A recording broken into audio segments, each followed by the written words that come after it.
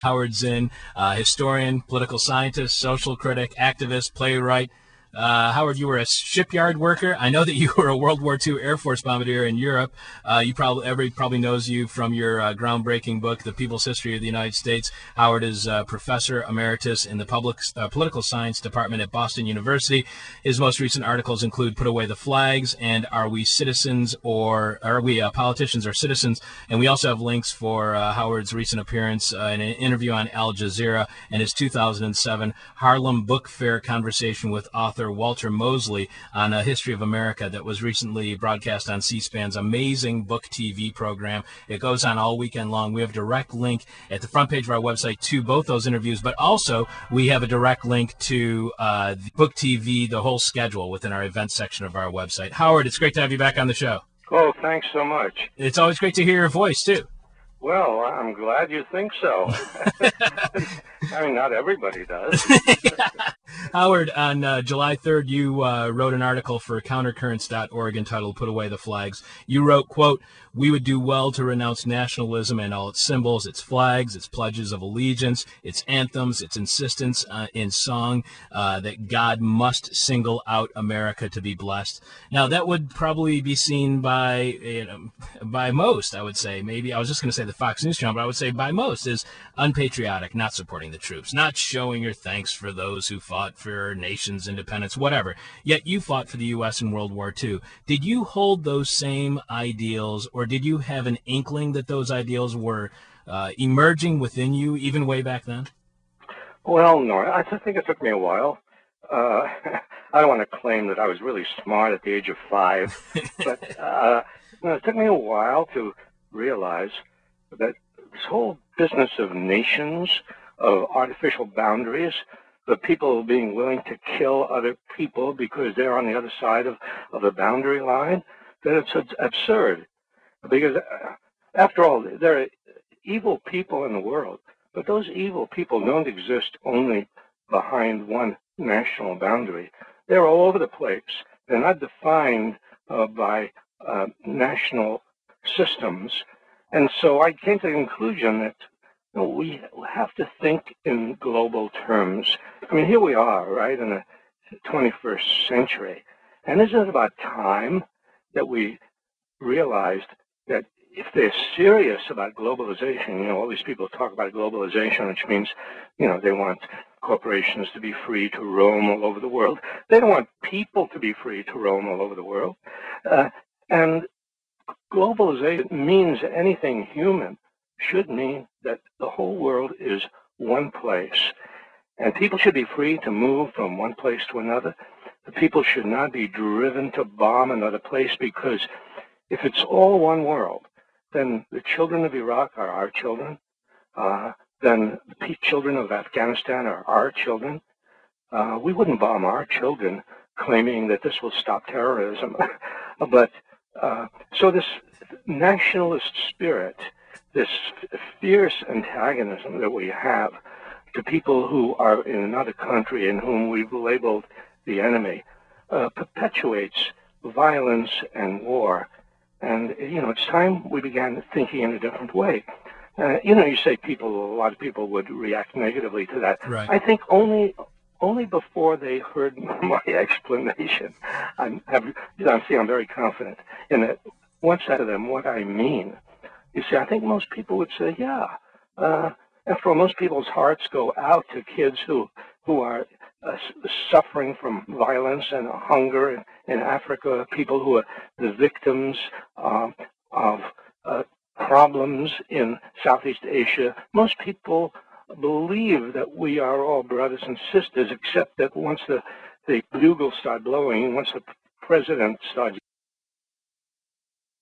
blowing, and all those speeches about terrorism try to scare people to death, then people forget their natural instincts. And I think those natural instincts are to really believe in brotherhood and sisterhood all over the world.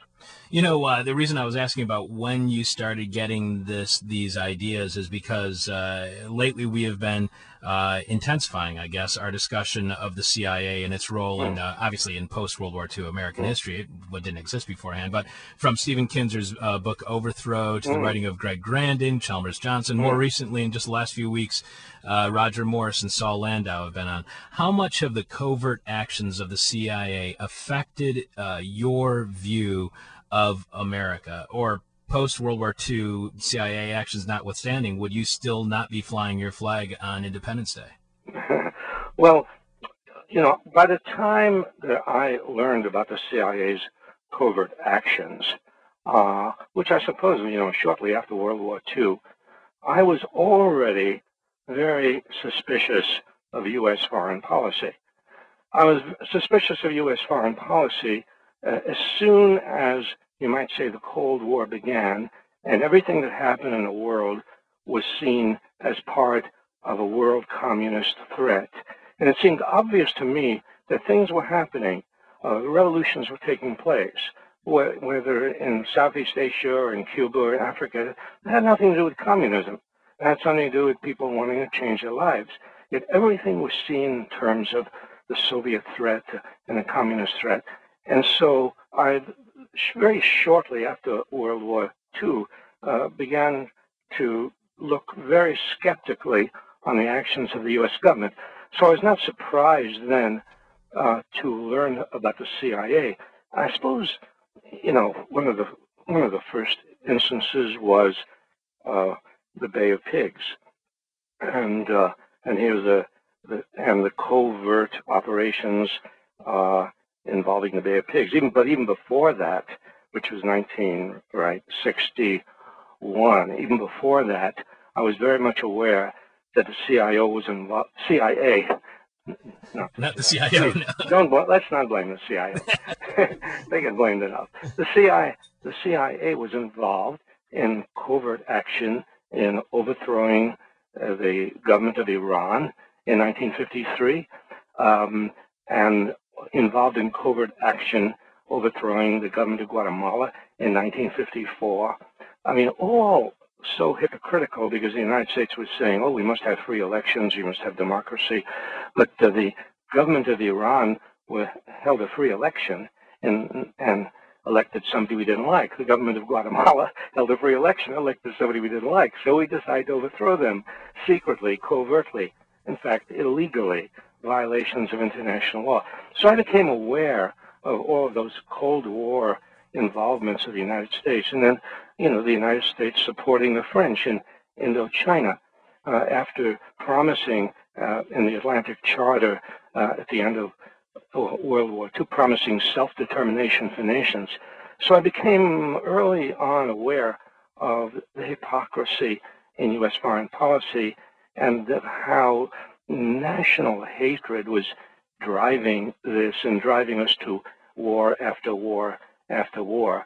And so I began to think about the fact that the world should be one, and we should begin to erase these national borders and begin to think of all human beings as equal. I want to continue our discussion on nationalism, but you brought up the Vietnam War. You were intensely involved in the anti-war movement at that time, even going over to Vietnam with, now I'm forgetting, Mr. Berrigan. With Daniel Berrigan. Yeah. Daniel Berrigan, to release U.S. soldiers U.S. pilots that were being held by the North Vietnamese. An amazing historical moment. And so I want to talk a little bit about the current anti-war movement. You cite Move On, which polled its members on the Democratic proposal for a slow, partial, and lingering withdrawal, saying that progressives in Congress, as you cite Move On, quote, like many of us, don't think the bill goes far enough, but see it as the first concrete step to ending the war. That's what Move On said. This gets to the point of social movements. We've spoken with author Hillary Wainwright on our program in the past, and she has written how social movements often get co-opted by political parties once they allow themselves to be, and once they ally themselves with a party rather than working outside the party as a pressure group. Do you believe that, and in a sense, and I believe that that's pretty much what is happening or has happened to the Christian right with the Republicans, moving inside the party structure instead of staying outside as a pressure group may have undermined their ability to push the Republican Party further to the right. Do you believe that Move On has been co-opted or allowed themselves to be co-opted by the Democratic Party? Well, I think they certainly showed that to be true when they went along with this idea of partial withdrawal, which is, ridiculous. If something is wrong, if our occupation is harmful to the people of Iraq and to the people in this country, if every day more and more people are dying, you don't gradually withdraw. Every day that you don't withdraw from the war, more people die. And I think Move On was going along with the Democratic Party sort of tactics, in which they pitifully say, well, we can't win if we pass this law. Or right now they're saying, well, we can't talk about impeachment because we don't have the votes. And what I'm suggesting is you don't count the votes and then decide what to do. You do what you can and later count the votes. Because the number of votes that you'll have will depend on what you do in the meantime. And you take this business of impeachment, where even John Conyers, to my regret, because he's been one of the best people in Congress, Dean Conyers told people who were crowding into his office and asking for an explanation of why the Democratic Party didn't want to go for impeachment. He was saying, well, we don't have the votes. Well, the idea of bringing up impeachment is not that you will immediately get a majority in the House of Representatives. The idea is to galvanize the country. The idea is to excite the country. There's nothing that the Democratic Party is doing now that excites the country. Everything they're doing is half-baked, half-assed. Everything that they're doing is a full response to the national desire to get out of the war. And, they say when you ask them to pass bills to defund the war, stop funding the war, they say, well, the bill will be vetoed by Bush. Well, here's a little fact about impeachment, which I don't see people bringing up. Bush cannot veto a resolution for impeachment. Impeachment is non-vetoable. The removal of the president is not vetoable. So they don't have an argument there about vetoes. And the Democratic Party needs to be pushed from the outside because, they unfortunately are behaving like the Democratic Party has behaved historically. And that is on foreign policy going along with war. They've talked all the time about a bipartisan foreign policy. Both parties have agreed on militarism and war. It's been true of all of them, the Democratic presidents, the Republican presidents, and they're following along the same line. And I really believe, and I hope, that there can arise an independent political movement. But the important thing is not what happens at the polls. The important thing is developing a movement in the country, a movement at the grassroots will raise so much ruckus all over the country that whoever is in office is going to have to react. And this is what we learned in previous social movements. We didn't have to wait for President or Congress to do away with racial segregation in the South. Black people took it upon themselves to excite the entire country and the world by acts of civil disobedience, by huge demonstrations, by creating a commotion by threatening disorder. And that's what we need today. We need a national surge of civil disobedience, of protest, of soldiers refusing to go, of families of soldiers insisting that we get out of the war, of town meetings taking place all over the country calling for impeachment. We need grassroots action because only that will scare the Democratic Party into action, and maybe the Republican Party too.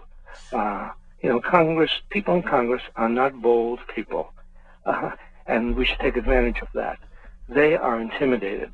They are most of the time intimidated by people of wealth, but they can also be intimidated by social movements that threaten to remove them from office or threaten to convulse the country into a sort of a situation which becomes untenable for the people in power. Well, Howard, it's refreshing to hear your criticism of the half-baked ass MoveOn.org. One of our producers, Kevin Harris, who former producer on the show, is now a correspondent on the show, just came back from Iran. He has a question for you, Howard. Go ahead, Kevin. Okay. Yeah, I mean, Howard, like a lot of people, when I from Chicago, I took part in the big marches on Lakeshore Drive and Federal Plaza when the war in Iraq had just begun. Now I live in Baltimore. I always go to D.C. for the protests organized by these various organizations. But when I go to these protests on the mall in Washington or places there, but I feel, in fact, leave more discouraged than encouraged, because it doesn't seem like it is galvanizing a movement. And I agree with you that we need this, but I have to ask you a question. Why isn't there one? Because you lived through the last big upheaval in American society that forced those in power to change policies, not because they wanted to, but because they were forced to. Why is that not happening today? Because Bush's poll numbers are the same as Nixon's, and yet we don't have a mass social movement. We have limited militancy in certain areas, but not a mass movement. Is there something different in American society today than before, that this can't happen, or is it just a fluke? No, I think it's a matter of being more patient. I mean, it took the movement for racial equality in the South took a while to build up. Took several years. The movement against the war in Vietnam took 3, 4, 5 years to build up to the point where the country had to begin to change course. I believe that we do have a movement in this country. It is not yet a huge national movement, but we know that public opinion is there. We know the polls show that a clear majority of the American people want us out. But we also know that there are a lot of things happening around the country that most people are not aware of. There are vigils and gatherings taking place all over the country, hundreds and hundreds and hundreds of them. They're not reported in the press. They're not reported on television. And of course, they're not producing results. But that's the way movements have a historic trajectory. They don't produce results for a time and a time and a time. But if people persist, they grow. And if people don't give up, don't get discouraged, don't say, you see, we're not accomplishing anything, if people persist, the movement will grow and grow to the point where something will happen.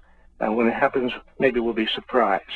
You have to continue doing what you're doing. I'm not discouraged because I do see that there's so much latent sentiment, such a reservoir of anger around the country, and that it's just a matter of having more sparks to light that anger. You never know when and where those sparks are going to come from. Howard, one last question for you. We've been speaking with historian Howard Zinn. Howard, it's always the last question is always our question from hell, the question we hate to ask, you hate to answer. I'm glad that you're used to it too. You've been on the show enough. Howard, I was going to say this was what my question was going to be, and then I just listened to your response to Kevin's question. I was going to ask, is America's left, if not dead, powerless? But I think a better way to ask this is, if it were a patient, how would you label the current physical well-being of the left in the United States? Comatose? I don't know. No, not at all. I would label it as beginning to recover from a bad operation, and needing a little therapy and some more exercise, and building his strength, but moving in the right direction. Was it a pointless operation, like an appendicitis? I mean, was it that kind of thing? Yeah, I agree. It was a totally pointless operation. Howard, it's always great to hear your laugh. It's always great to have you on our show. I'm going to bug you again real soon to have you back on. Hope all is well, and take care, and have a great weekend. Thanks, Chuck. You're doing a good job. Thank you very much. I'm going to put that on my emails now. Howard Zinn says I'm doing a good job. Yeah, you can quote me. All right. I'll bug you for a quote, too. Absolutely. Thank you very much, Howard. Sure. This is Hell. Every Saturday morning at 9 a.m. we go till right now. Thanks to Chris Wade for producing this morning's show. Special thanks to Drew Colglazier, who's going to be doing more and more and more work, hopefully, as we progress through this public radio quest.com talent search. I really need everybody's support on this. We'll be emailing you. We'll be telling you during the show what to do next. Next week on our show, George Monbiot. Finally. Also, Michael Yates wrote the book Cheap Motels and a Hot Plate. Do you know this guy's book, An Economist's Travelogue? All right, well, look at it and tell me it sucks or not, and then we'll see. Hey, don't put it under your shirt. Special. Also, thanks to Drew Colglazier especially. Jeff Dorchin for doing the Moment of Truth live here in the studio. Also live with us in the studio. Back from Iran. Not important enough to be held hostage, but still an Iranian-American. I was going to say intellectual. Let's not go that far. Smarty pants? That's good enough. All right. Too smart? They're not being held hostage. They're being detained. Are they? The language of the day. Really?